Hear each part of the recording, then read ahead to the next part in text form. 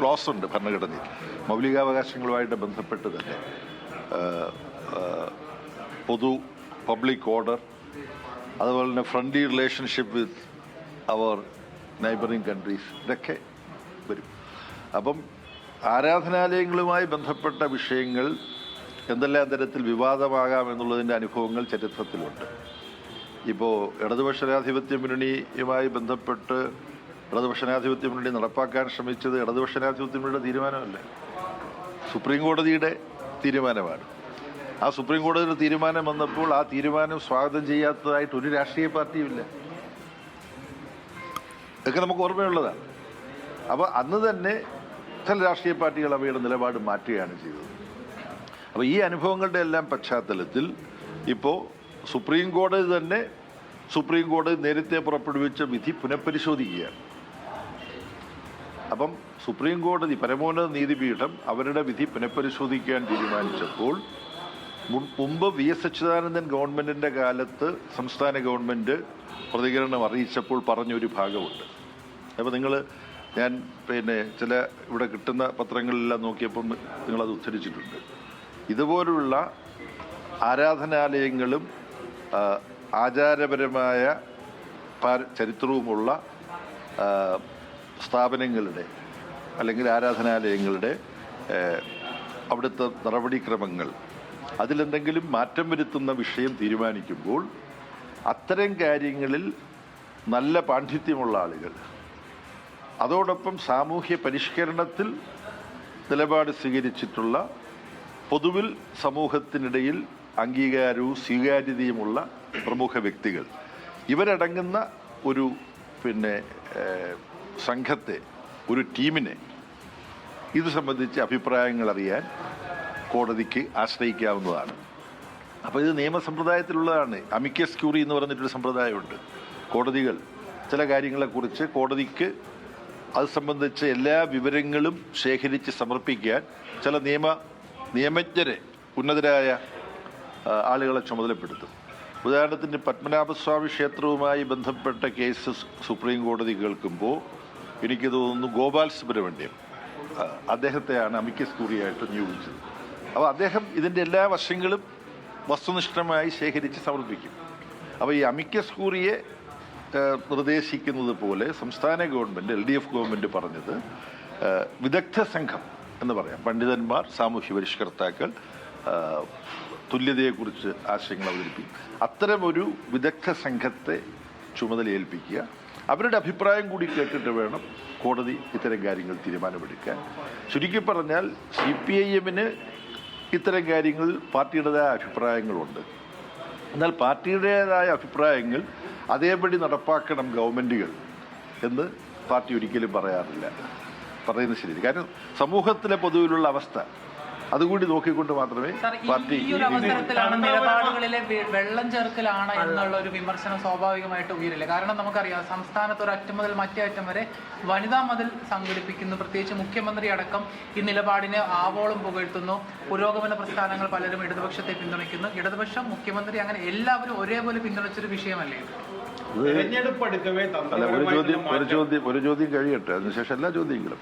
ഇതൊരു വെള്ളം ചേർക്കലാണെന്നുള്ള വിമർശനം നിങ്ങൾക്ക് ഉന്നയിക്കാം.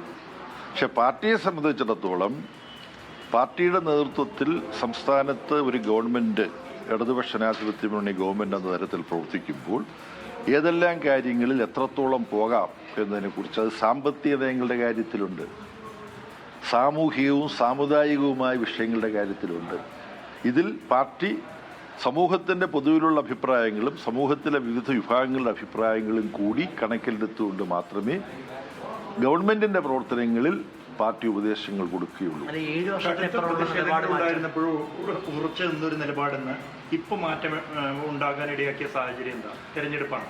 അല്ല, ഇത് ഗവൺമെന്റിനെ സംബന്ധിച്ചിടത്തോളം ഗവൺമെന്റ് എടുത്ത സമീപനം ഞാൻ നേരത്തെ പറഞ്ഞു കഴിഞ്ഞു. സുപ്രീം കോടതിയുടെ വിധിയെ ആസ്പദമാക്കിയാണ്. സുപ്രീം കോടതി വിധികൾ നടപ്പാക്കാൻ ഏത് ഗവൺമെന്റിനും ബാധ്യതയുണ്ട്, അതുമായി ബന്ധപ്പെട്ട അനുഭവങ്ങളുണ്ട്. അപ്പോൾ സുപ്രീം കോടതി തന്നെ ഇത് പുനഃപരിശോധിക്കാൻ ഇപ്പോൾ തീരുമാനിക്കുകയാണ്. അപ്പോൾ സുപ്രീം കോടതി പുനഃപരിശോധിക്കുമ്പോൾ ഇതിൻ്റെ എല്ലാ വശങ്ങളും ഒരു പണ്ഡിത സദസ്സിൻ്റെ വിദഗ്ധ സംഘത്തിൻ്റെ ആഭിമുഖ്യത്തിൽ പരിശോധിച്ചു വേണം ഇത്തരം കാര്യങ്ങൾ തീരുമാനിക്കാൻ. ഇപ്പം നമ്മൾ വൈക്കം സത്യാഗ്രഹത്തിൻ്റെ ശതാബ്ദി വളരെ വ്യാപകമായി നമ്മൾ ചർച്ച ചെയ്തു. വൈക്കം സത്യാഗ്രഹത്തിൽ മഹാത്മാഗാന്ധിയും ശ്രീനാരായണ ഗുരുവും ഒക്കെ പങ്കെടുത്തിട്ടാണ് അവിടെ ക്ഷേത്രത്തിൻ്റെ സമീപത്തുകൂടുള്ള വഴിയിൽ നടന്നു പോകാനുള്ള സ്വാതന്ത്ര്യമായിരുന്നു വൈക്കം സത്യാഗ്രഹത്തിലുണ്ടായത്. ക്ഷേത്രപ്രവേശനം പോലുമല്ല. പക്ഷെ അതുപോലും അന്ന് അനുവദിക്കപ്പെട്ടില്ല സമരം തീരുമ്പോൾ. അപ്പോൾ നമ്മുടെ മുമ്പിൽ സാമൂഹികമായ പരിഷ്കരണത്തിൻ്റെ പല അനുഭവങ്ങളുമുണ്ട്. ആ അനുഭവങ്ങളുടെ വെളിച്ചത്തിൽ വളരെ യാഥാർത്ഥ്യബോധത്തോടു കൂടിയുള്ള ഒരു സമീപനമാണ് CPIM-ഉം ഇടതുപക്ഷ ജനാധിപത്യ മുന്നണി ഗവൺമെൻറ്റും സ്വീകരിക്കുന്നത്. അത് എന്നും അങ്ങനെയായിരുന്നു. ഇത്രയേ ഉള്ളൂ. ആരാണ് ഇക്കാര്യത്തിൽ അന്തിമ തീരുമാനം എടുക്കേണ്ടത്? കോടതിയാണോ? ഇത് ഈ പണ്ഡിതൻ എന്ന് പറയുന്ന ഈ ആചാര്യന്മാർ ആ വിഭാഗമാണോ? അത് നിങ്ങൾ വളരെ നല്ല ചോദ്യമാണ് നിങ്ങൾ ചോദിച്ചത്. സുപ്രീം കോടതി ഇപ്പോൾ ഉന്നയിച്ചിട്ടുള്ള വിഷയങ്ങളിൽ ഒരു ചോദ്യം, ഇത്തരം കാര്യങ്ങൾ അന്തിമ തീരുമാനം കോടതിക്ക് എടുക്കാമോ എന്ന ചോദ്യം ഉന്നയിച്ചിട്ടുണ്ട്. അതും ഈ പണ്ഡിത സദസ്സ് പരിശോധിക്കേണ്ടതാണ്. അപ്പോൾ പണ്ഡിത സദസ്സ് പരിശോധിച്ച് നാട്ടിൽ നടക്കുന്ന ചർച്ചയുടെ അടിസ്ഥാനത്തിൽ, കോടതിയിൽ നടക്കുന്ന വാദപ്രതിവാദങ്ങളുടെ അടിസ്ഥാനത്തിൽ കോടതി തീരുമാനിക്കാൻ പോവുകയാണ്. ഈ കാര്യങ്ങൾ കോടതിക്ക് എത്രത്തോളം തീരുമാനിക്കാം, കോടതിക്കുള്ള അവകാശം എത്രത്തോളമാണ്, അത് ഉപയോഗിക്കുന്നുണ്ടോ, ഇതെല്ലാം സുപ്രീം കോടതി ഇപ്പോൾ ഒരു വനിത ഒരു ചോദ്യം ചോദിക്കുന്നത്, അവർക്കൊരു ന്യൂനപക്ഷമാണ്. അങ്ങനെയെങ്കിൽ മുൻപ് ഇതേ നിലപാട് സ്വീകരിക്കാതിരുന്നത് 2018 VC വരുമ്പോൾ പിന്നീട് 2019 അഫിഡവിറ്റ് സമർപ്പിക്കുമ്പോഴൊക്കെ അല്ല, അന്ന് അഫിഡവിറ്റ് സമർപ്പിച്ചു. അതിനുശേഷം സുപ്രീം കോടതി ഒരു വിധി തരികയാണ്. സുപ്രീം കോടതി വിധി പറഞ്ഞു കഴിഞ്ഞാൽ ഏത് ഗവൺമെൻറ്റും നടപ്പാക്കണം. എന്നാൽ സുപ്രീം കോടതി തന്നെ പുനഃപരിശോധിക്കാൻ തയ്യാറായി. അപ്പോൾ പുതിയ സാഹചര്യമാണ്. ആ സാഹചര്യത്തിലാണ് ആ വിധി വന്നതും ആ വിധിയെ തുടർന്ന് സമൂഹത്തിലുണ്ടായ പ്രതികരണങ്ങൾ ഇതെല്ലാം വിലയിരുത്തിക്കൊണ്ടാണ്. അന്നും പറഞ്ഞിരുന്നു ഒരു വിദഗ്ധ സമിതി കൂടി പരിശോധിച്ച് അവരുടെ അഭിപ്രായം കൂടി കേട്ടിട്ട് വേണം കോടതി ഇക്കാര്യത്തിൽ തീരുമാനമെടുക്കാൻ അന്ന് പറഞ്ഞിരുന്നു. സുപ്രീം കോടതിയുടെ ബുദ്ധിയിൽ അവർക്ക് ഉചിതമായ തീരുമാനം അവരെടുത്തു. പിന്നീട് അവർ പുനഃപരിശോധിച്ചു. അതിനെക്കുറിച്ച് നിങ്ങൾക്ക് ആർക്കും പരാതിയില്ല. അവർ പുനഃപരിശോധിച്ച് വീണ്ടും ഇതിന്റെ വിവിധ വശങ്ങൾ, അതിന്റെ സ്കോപ്പ് തന്നെ വിപുലമാണ്. അന്നത്തെ പുതിയ സാഹചര്യം മുൻപ് ഇത്തരത്തിൽ ഇപ്പോൾ പണ്ഡിത സദസ്സ് പരിഗണിക്കട്ടെ എന്ന് പറയുമ്പോഴും 2018 വിധി വരുമ്പോഴും വിധി വരുന്നതിന് മുൻപും CPM-ന്റെയും സർക്കാരിന്റെയും നിലപാട് ശബരിമലയിൽ യുവതീ പ്രവേശനമാകാമായിരുന്നു. അതിനെന്തെങ്കിലും മാറ്റം വരുത്താനുള്ള കാരണം? അല്ല, ശബരിമലയിൽ ഇപ്പൊ തന്നെ യുവതീ പ്രവേശനം ഉണ്ട്. 10 വയസ്സിന് താഴെയും ഒരു നിശ്ചിത വയസ്സിന് മുകളിലുള്ള സ്ത്രീകൾക്ക് പോകാം. അപ്പോൾ നിങ്ങൾ സൂക്ഷ്മമായിട്ട് പറയണം. പ്രത്യേക പ്രായത്തിൽപ്പെട്ട സ്ത്രീകളുടെ പ്രവേശനമാണ്. അപ്പോൾ സ്ത്രീ പ്രവേശനം നിഷേധിച്ചിട്ടില്ല അവിടെ. ഇപ്പോൾ യുവതി എന്ന് പറയുന്നവർ ഈ വയസ്സിൽപ്പെട്ടവരെല്ലാം യുവതികളാണ്. ഒരുപാട് തർക്കങ്ങൾ അതിനെക്കുറിച്ചുണ്ടാകും. പോട്ടെ, അപ്പോൾ വിഷയം സ്ത്രീകൾക്ക് അവിടെ പ്രവേശനമുണ്ട്, എന്നാൽ നിശ്ചിത പ്രായപരിധിയിൽപ്പെട്ടവർക്ക് പ്രവേശനമില്ല എന്നുള്ള വിഷയമാണ്. അതിൽ CPIM-ന്റെ ഒരു അഭിപ്രായം രൂപീകരിച്ച് അതവിടെ നടപ്പാക്കണം എന്ന് നിർബന്ധിക്കുന്നില്ല.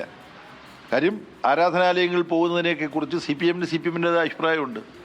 വോട്ടിന് വേണ്ടി നിലപാടുകളിൽ വെള്ളം ചേർക്കില്ല എന്ന് പറയും. അതേസമയം പാർട്ടിക്കൊപ്പം അല്ലെങ്കിൽ ഇടതുപക്ഷ ആശയങ്ങൾക്കൊപ്പം ഉറച്ചു നിന്ന ഈ പുരോഗമനവാദികളോട് പാർട്ടി ഇനിയിപ്പോൾ എന്ത് പറയും?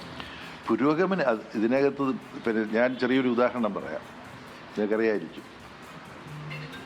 സഹോദരൻ അയ്യപ്പൻ്റെ നേതൃത്വത്തിൽ പന്തിഭോജനത്തിന് ശ്രമം നടന്നു. ആ പന്തിഭോജനത്തിന് ഉള്ള പ്രവർത്തനം സഹോദരൻ അയ്യപ്പൻ നടത്തുമ്പോൾ കുമാരനാശാൻ എന്ന് പറയുന്ന നമ്മുടെ മാറ്റുവിൻ ചട്ടങ്ങളെ സ്വയം അല്ലെങ്കിൽ മാറ്റുമതികളി നിങ്ങളെത്താൻ എന്നൊക്കെ എഴുതിയ കുമാരനാശാൻ എടുത്ത സമീപനം എന്താണെന്ന് നിങ്ങൾക്ക് ആർക്കെങ്കിലും അറിയുമോ? ഓർമ്മയുണ്ടോ? കുമാരനാശാൻ പറഞ്ഞു, കിഴുക്കാൻ തൂക്കായ ഒരു സ്ഥലത്ത് നിൽക്കുമ്പോൾ നിങ്ങൾക്ക് താഴേക്ക് പോകണം, അവിടെ നിന്ന് എടുത്ത് ചാടുകയല്ല വേണ്ടത്, എടുത്ത് ചാടിയാൽ പരിക്കേൽക്കും. ഇതാണ് പന്തിഭോജനം നടത്തിയ സഹോദരൻ അയ്യപ്പൻ്റെ ആ നീക്കത്തെക്കുറിച്ച് വിമർശനപരമായി കാവ്യാത്മകമായി ഒരു അന്യാപദേശത്തിലൂടെ കുമാരനാശാൻ പറഞ്ഞത്. പിന്നീട് ഇതെല്ലാം മുന്നോട്ട് പോയി. ശ്രീനാരായണ ഗുരു പന്തിഭോജനത്തെ അനുകൂലിച്ചു. അതെല്ലാം കഴിഞ്ഞപ്പോൾ കുമാരനാശാൻ സഹോദരൻ അയ്യപ്പനെ പ്രശംസിച്ചുകൊണ്ട് പിന്നീട് പറഞ്ഞു, ഓരോ കാര്യവും ചെയ്യാനും പറയാനുമുള്ള കാലമുണ്ട്, അതുകൂടെ നോക്കിയിട്ട് വേണം എന്തും ചെയ്യാനും പറയാനും. അപ്പൊ വനിതാ മതിലടക്കം പാർട്ടി നടത്തിയ കാര്യങ്ങൾ, പ്രത്യേകിച്ച് അതിന് മുൻപുള്ള LDF സർക്കാരിന്റെ കാലത്ത് പറഞ്ഞ അഭിപ്രായത്തിൽ നിന്ന് വ്യത്യസ്തമായിട്ട് പിന്നീട് വന്ന LDF സർക്കാരിന്റെ കാലത്ത് പറയുന്നു വനിതാ മതിൽ പോലെയുള്ള പരിപാടികൾ നടപ്പാക്കുന്നു. അപ്പൊ അത് തെറ്റായി പോയി എന്നാണ്.